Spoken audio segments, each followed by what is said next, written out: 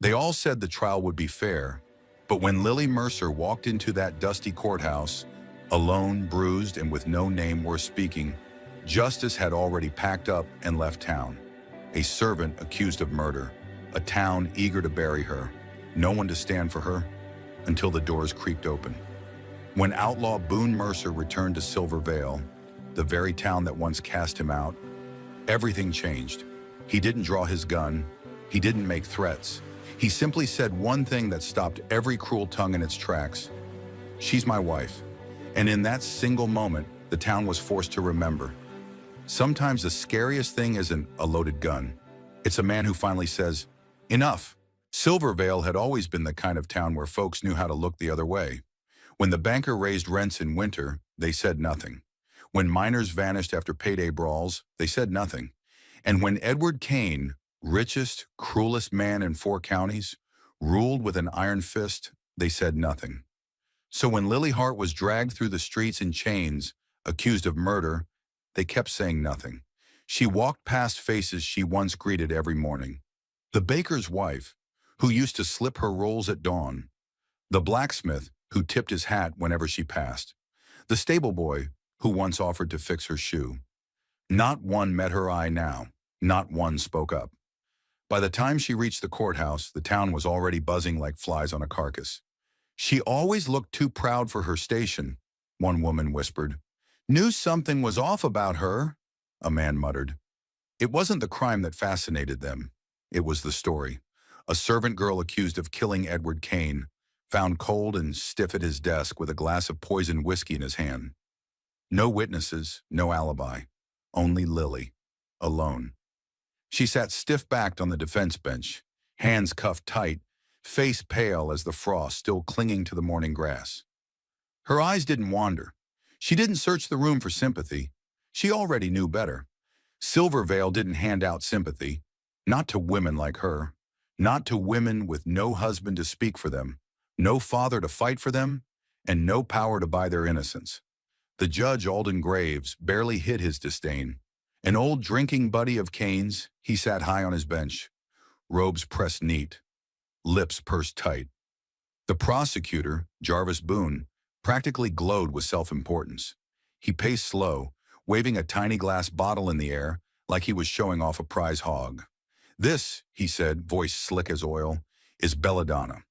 One drop, and a man never wakes again." He spun on his heel, pointing at Lily like she was already swinging from a rope. "And this girl right here, she's the only soul who had access to Kane's drink that night." The crowd murmured, nodding, as if the world made sense again.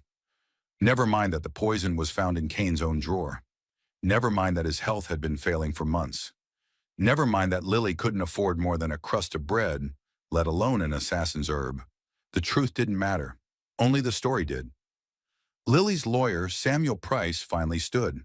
A thin, balding man more worried about staying in Silver Vale's good graces than defending his client.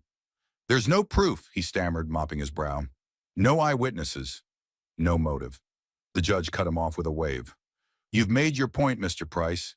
Sit down." Lily didn't react. She'd stopped reacting long ago. When she was 10, after her mother died, and her father drank himself into a mean grave. When she was 16, and the merchant she worked for slapped her for speaking out of turn. When she was 19, and Edward Kane hired her not for her skills, but for her silence. Every bruise, every insult, every long night scrubbing floors while Kane laughed with his friends upstairs, she took them all in silence.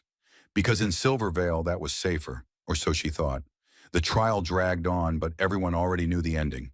The jury, handpicked from Kane's poker buddies and neighbors, barely stayed awake. They weren't here for justice. They were here for a hanging. Lily felt their stares like nettles on her skin. Pity mixed with contempt. She wasn't crying. She wasn't begging. And somehow that made them hate her more. "She don't even look sorry," someone whispered from the gallery. By midday, even the sun seemed to give up, sinking behind thick clouds that turned the courtroom gray and hollow. The judge banged his gavel once. "Unless any new evidence arises," he said, voice heavy with boredom, "we'll proceed to sentencing in the morning." Lily bowed her head. In that moment she knew. Silver Vale had already buried her. And then, bootsteps. Slow, heavy, echoing through the hollow chamber like a storm rolling in slow. The doors groaned open, slicing through the stagnant air. And there he stood, Boone Mercer, hat low, coat dusted from the trail, revolver resting easy on his hip like it belonged there more than anywhere else. The room stiffened. The whispers stopped cold. Everyone knew that name, 7 years gone, but never forgotten. Boone Mercer, the outlaw Silver Veil, drove out when he refused to play by Kane's rules. The judge's face drained of color. The sheriff shifted uneasy near the wall. Boone didn't say a word. Not until he walked straight down the center aisle, stopping behind Lily like a mountain come alive. The judge found his voice first. Mercer, this is a court of law. You are not welcome here. Boone lifted his head, eyes like twin cuts of steel. She's my wife. The words cracked through the room like a gunshot. Gasps. Someone whispered, No, it can't be. A woman near the front clutched her pearls tight. The judge slammed his gavel down. This is outrageous. Boone didn't blink, didn't flinch. Her name's Lily Mercer, he said, voice even and low. And whatever judgment you pass on us both. The courtroom fell so quiet, even the wind outside seemed to hold its breath. For the first time since the trial began, Lily lifted her head. Her eyes met Boone's, searching. And though no words passed between them, something in her gaze said it all. For once, she wasn't alone. The courtroom didn't breathe for a long moment after Boone spoke. She's my wife. The words still hung heavy in the air, sinking into every crack of the old wooden beams like smoke after gunfire. It didn't make sense. Not to Silver Veil. A mail-order bride gone wrong. Maybe. A desperate servant clinging to lies? More likely. But married to Boone Mercer? That rattled them more than the murder charge. The judge's face flushed deep red as he slammed the gavel again, desperate to regain control. Enough of this nonsense, he barked, voice cracking. This is a court of law, not a saloon where ghost stories get told. Boone didn't flinch, didn't even blink. He stood steady, hands resting loosely at his sides, revolver close but untouched. I said what I said, Boone replied calmly. You can say what you want, the prosecutor snapped, his pride bruised. But that girl ain't your wife. Boone's eyes cut toward him, slow and dangerous. Not a girl, he said flatly. Her name's Lily Mercer. You best start using it. A cold ripple slid through the room. Even the jurors, who minutes ago sat half asleep and smug in their verdict, sat up straighter. But if the room hesitated, the town didn't. By the time the hearing broke for the day, whispers had turned sharp. Outside the courthouse, folks gathered fast. Men spit tobacco onto the dirt and muttered darkly. He's bluffing. Gotta be. No way, she snagged Mercer. She's plain as mud. Probably paid him to say it. Women like that don't get saved. The women weren't kinder. She never looked right, always too quiet. Knew she was trouble from the start. She thinks she's something now because he stood up? By sundown, Silver Veil's patience had dried up. Whatever curiosity Boone's arrival stirred was buried beneath resentment. Lily wasn't a poor, helpless girl to them anymore. She was dangerous, someone who had somehow manipulated a legend. In towns like Silver Veil, nothing scared folks more than a woman who refused to stay small. Back in her cell, Lily felt the shift in the air. No one brought her supper. No one asked if she needed water. Even the young deputy, who once flinched when locking her up, now avoided her eyes completely. It didn't surprise her. Not anymore. Her whole life had been one long lesson in how easily people turned. She sat on the hard cot, staring at the cracks in the stone wall, and let herself drift back. To the day she first met Edward Kane. He hadn't looked cruel at first. He'd smiled kindly, promised steady pay and respectable work. But promises meant nothing in a house with locked doors. He'd been careful, always careful. Marks where clothes could hide them. Words that cut deeper than hands ever could. Be grateful, girl, he used to say. Ain't nobody lining up to feed you. So she stayed, and stayed quiet.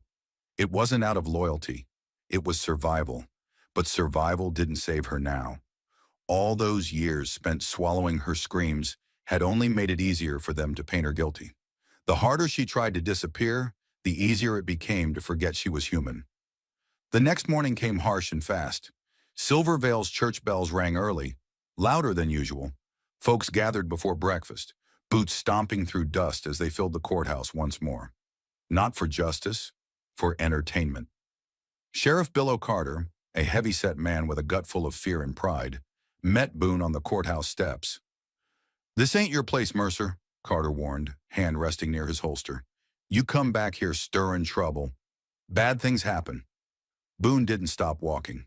"Already did," he said, brushing past the sheriff like he was nothing more than a cracked fence post. Inside, the judge didn't even wait for the crowd to settle. "This is a mockery," he announced loudly. "This man has no legal standing here. His claims mean nothing." Boone stayed silent at first. He didn't need to shout. His very presence already cracked the judge's authority down the middle. The prosecutor stood, puffed up and proud. "Do you have a marriage license?"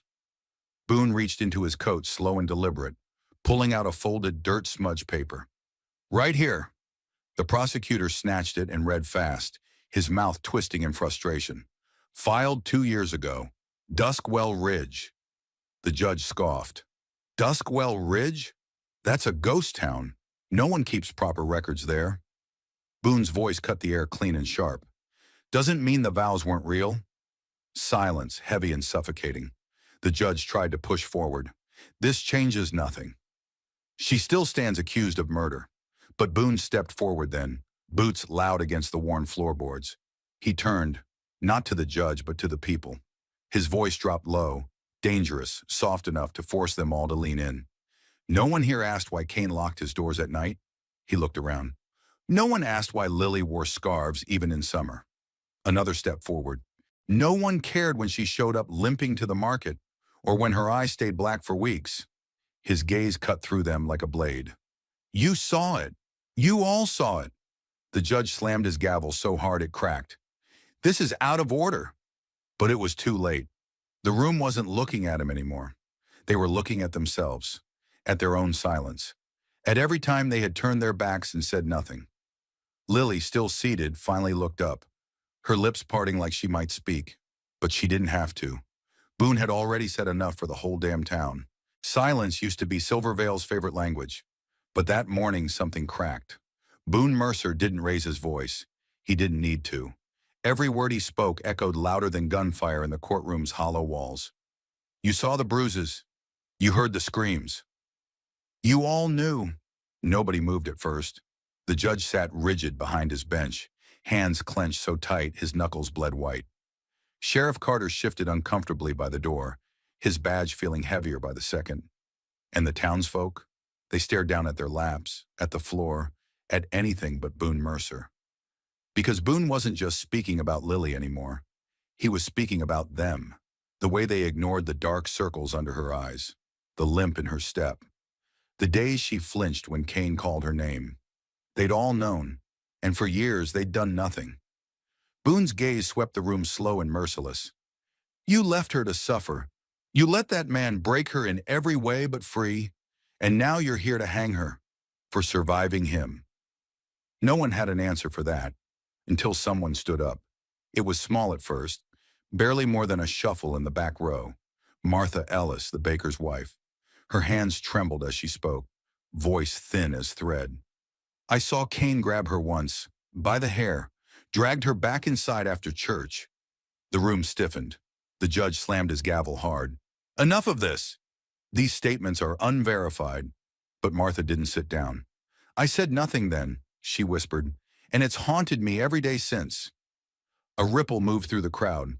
Then came Tommy Brewer, the stable boy, no more than 17. "I fixed Kane's buggy last winter," he said, voice cracking. "Caught him yelling at her. Said if she didn't listen, she'd be sleeping in the dirt." Boone didn't say a word. He just watched as the dam broke. One by one, voices rose. The housemaid, the cook, the piano man, all speaking fast now, words tumbling out like they couldn't hold them back anymore. "He made her work sick. He locked her in for days. He hit her when nobody was around." The judge banged his gavel over and over, desperate to regain control. This is hearsay. The court won't recognize. But nobody cared. Not anymore. The prosecutor paled, flipping through his papers like they might save him from the flood. Even Sheriff Carter lowered his head, shame written clear across his face. Lily sat frozen in the middle of it all. For so long, silence had been her armor, her shield. Now the noise, the confessions, the apologies, the cries, felt like a storm tearing through the courtroom. And still, she said nothing. She didn't need to. Boone's eyes met hers across the room, and for the first time in what felt like forever, she let herself breathe. This wasn't pity. This wasn't charity. This was truth, and truth didn't beg. It stood. The judge's voice finally cut through, weak and unsteady. This court requires time to deliberate. But even as he spoke, everyone in the room knew. There was nothing left to decide. The crowd didn't cheer, didn't clap. They just sat there, heavy and hollow, staring at the woman they tried to forget, and now couldn't unsee. Lily Hart, no longer the servant girl, no longer Cain's shadow, just a woman who had survived them all. The courtroom didn't empty fast, not like they wanted it to.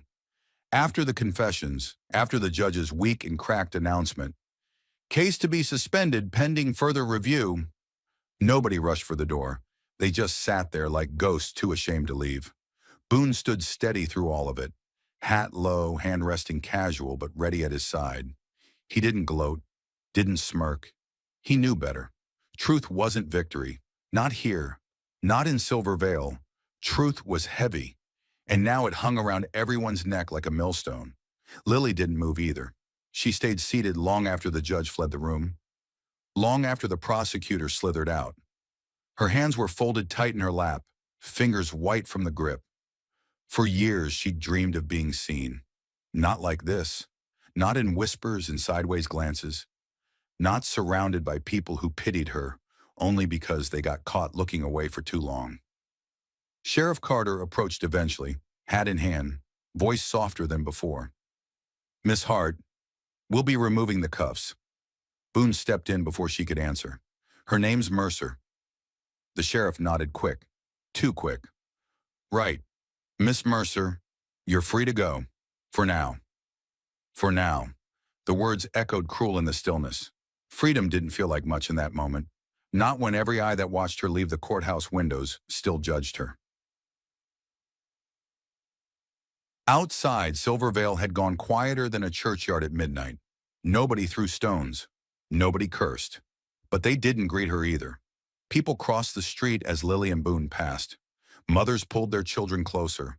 Old men spat near their boots but didn't dare meet Boone's eyes. She was no longer the killer, but she wasn't innocent either. Not to them. Not when her pain reminded them all what kind of town they really lived in. Boone led her back toward the sheriff's office where her things, a threadbare shawl and scuffed shoes, sat in a small sack. He carried them for her. Neither spoke until they reached the edge of town, where dust met grass and the sky stretched wider than sorrow. Boone stopped there, one boot planted in the dirt like he wasn't sure whether to keep moving or set down roots. "You ain't got to stay here," he said simply. Lily glanced back toward the crooked rooftops of Silver Vale. "I know." Boone shifted, his fingers drumming slow against the side of his belt. "I'm heading out at dawn. Got no map, no plans, just forward." He didn't ask her, didn't push, just left the offer there between them, like a coin on a table waiting to be picked up. Lily swallowed hard. For years, her world had been four walls and one man's cruelty. She thought freedom would feel like running, like shouting. But standing there with a stranger offering nothing but silence and distance, she realized what she truly wanted. "Wherever forward is," she said quietly, "I don't want to walk alone." Boone didn't smile. He didn't have to. He simply gave a slow nod, then turned to face the road ahead. She fell in the step beside him without another word. No promises, no vows, no hand-holding. Just two souls broken in different ways, moving in the same direction. Behind them, Silver Vale shrank into nothing more than memory. Ahead, the land stretched wide and waiting. For the first time in years, Lily Hart, no, Lily Mercer, felt the weight lift from her shoulders, not because she was free, but because she was no longer forgotten. The wind out past Silver Vale cut colder than expected. By noon they'd put miles behind them, but distance didn't mean peace. Boone rode ahead, his figure rigid on horseback. Lily walked beside the pack mule, clutching her shawl tighter with every gust. Neither said much, not because there wasn't plenty to say, but because words still felt like strangers. The town had been cruel, but the road didn't care at all. By sunset, clouds rolled in heavy and low, painting the horizon in bruised purple and gray. "Storm's coming," Boone said finally, breaking hours of silence. Lily nodded, her face numb from windburn. "How far to shelter?" He glanced around, eyes sharp as always. "Not far. There's a gulch up ahead. Won't be much, but it'll keep the rain off." True to his word, they made it just in time. By the time Boone set up camp, a small fire flickering weak against the wind, fat raindrops started tapping the rocks like impatient fingers. Lily sat close to the flames, her legs drawn tight to her chest. Her dress clung damp against her skin. Her hair, once tied neat, hung loose and heavy. Boone handed her a tin cup of weak coffee. "Best I can do tonight." She took it without complaint. Warmth, even bitter and thin, was welcome. For a long stretch, the only sounds were wind, fire, and distant thunder rolling lazy across the sky. Then Boone spoke, voice low, eyes never leaving the flames. "You don't trust me." It wasn't a question. Lily's fingers tightened around the tin. "Number I don't," she admitted quietly. Boone didn't argue, didn't defend himself. "Smart," he said simply. That surprised her. She studied him carefully in the firelight. The man who'd walked into that courtroom and flipped her world upside down didn't seem to expect anything from her now. Not thanks, not loyalty, not even kindness. "Why did you do it?" she asked finally, voice cracking from disuse. Boone shifted slightly, tossing a twig into the flames. "Felt right." "That's not much of an answer." He huffed something close to a laugh. "No, it ain't." Lily waited, expecting him to shut down, but he didn't. After a long pause, Boone spoke again, slower this time. "I knew Kane, knew what kind of man he was. Town didn't care long as their pockets stayed lined, but I saw what he did to folks who couldn't fight back." His eyes darkened, voice tightening. "Watched it happen once too many times. I left because if I stayed, well, Kane wouldn't have woken up one morning, neither." Lily's throat tightened. "So why come back?" Boone's gaze met hers across the flickering light. "'Cause I heard they were about to hang the last person Kane broke. Didn't sit right." Lily lowered her eyes, absorbing his words like slow-falling rain. "You could have rode on. Let them do it." "Could have. But you didn't." "No." Silence fell again, softer this time. Less like strangers sitting near the fire. More like two people sharing the same cold night, same dark sky. Finally, Lily exhaled slow. Her walls, built stone by stone through years of hurt, began to crack. She pulled the shawl tighter and spoke, voice barely above a whisper. "My father drank. When he passed, nobody cared much. Mama died before that. Birth took her. I worked house to house, some kinder than others. Kane, he wasn't kind." Her hands trembled slightly as she continued. "Sometimes I thought maybe if I was quieter, smaller, I'd be safe. But it don't matter, does it? Being small don't stop men like him." Boone didn't interrupt, didn't offer pity, just listened. Lily wiped her eyes with the edge of her sleeve. "When they arrested me, I wasn't scared of dying. Not really." Boone's brow lifted slightly. "What scared you then?" "That no one would say my name after. That I'd vanish, and no one would notice." Boone leaned forward then, elbows resting on his knees. His voice, always rough, softened just enough to slide between her ribs like something warm. "Not how it went, though, is it? They said your name plenty now." Lily gave a bitter laugh, but it felt good somehow. "Yeah, Mercer." Boone smirked faintly. "Could be worse." For a moment, the wind quieted. The fire danced steady, and Lily realized without thinking she wasn't cold anymore. Not really. Not with Boone sitting there. Not with the weight of Silver Vale far behind them. "Where do we go from here?" she asked softly. Boone tilted his head toward the darkness, stretching beyond camp. Don't matter much where, long as it ain't back. Lily hesitated, then nodded. Then forward, she agreed. Boone nodded once, and just like that, something unseen passed between them. Not love, not yet, but trust, fragile and real, warming the night better than the fire ever could. The sun broke, slow and soft, the day they reached the ridge. It wasn't much to look at. A scattering of squat wooden buildings huddled against the hills, smoke curling lazy from half a dozen chimneys. A battered sign hung crooked over the main road. Mercy's Rest. Population. Small enough. Boone reined in his horse and gave a slow nod. Not much, Comanche, he muttered. But it's quiet. Lily pulled her shawl tighter, studying the town below. Quiet sounds good. Their journey had worn them thin. Dust clung to every inch of them. Boots scuffed. Faces drawn. But there was something else too. The sharp edge they carried when they left Silvervale had dulled. In its place was something softer. Not comfort, exactly. More like understanding. They rode in slow, not eager to draw eyes.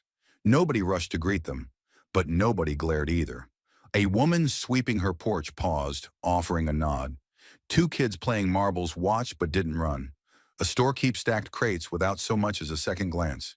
It felt easy, and Lily hadn't felt easy in years.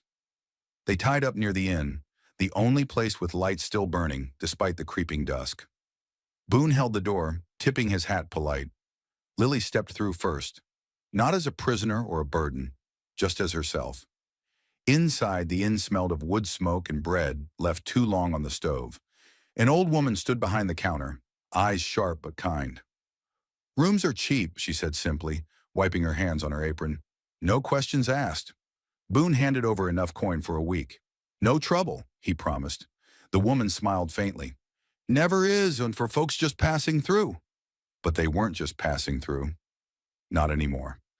That night, after washing away the road's dirt and sharing a simple meal of stew and bread, Lily sat near the window in their small upstairs room. The stars outside hung low and heavy, like they were close enough to touch if she dared. Boone finished hanging up his coat and leaned against the doorframe, arms crossed loose. Figured you'd be asleep by now, he said quietly. Lily shook her head, eyes still on the dark horizon.